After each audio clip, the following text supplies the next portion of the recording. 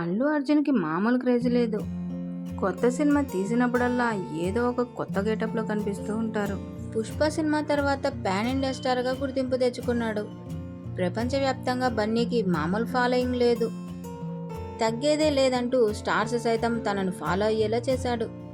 ఇది ఇలా ఉంటే ఏపీ ఎన్నికల్లో వైసీపీకి మద్దతుగా ప్రచారం చేయడాన్ని పవన్ కళ్యాణ్ ఫ్యాన్స్ తట్టుకోలేకపోయారు.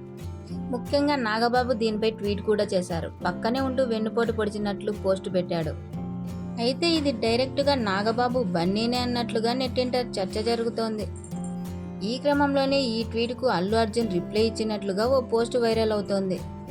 అల్లు రామలింగమయ్య లేకపోతే నాగబాబు బాపట్ల పోస్టాఫీస్ ముందున్న సైకిల్ షాప్లో పంచర్లు వేసుకునేటోడు అన్నట్లున్న పోస్టు ట్రెండింగ్లోకి వచ్చింది. అయితే ఈ పోస్టు బన్నీ పెట్టలేదట. ఆయన అకౌంట్ హ్యాక్ అయిందని కొందరు అంటుంటే అలా కావాలని డిజైన్ చేశారని మరికొందరు చెప్తున్నారు. మొత్తానికి బన్నీ పెట్టిన పోస్టు రాజకీయ పరంగా దుమారం లేపుతోంది. మెగా కుటుంబంలో విభేదాలు రోజుకో రకంగా రచ్చకెక్కుతున్నాయి. ఈ వీడియో నచ్చితే లైక్ చేయండి, షేర్ చేయండి, తప్పకుండా సబ్స్క్రైబ్ చేసుకోండి. Thanks for watching.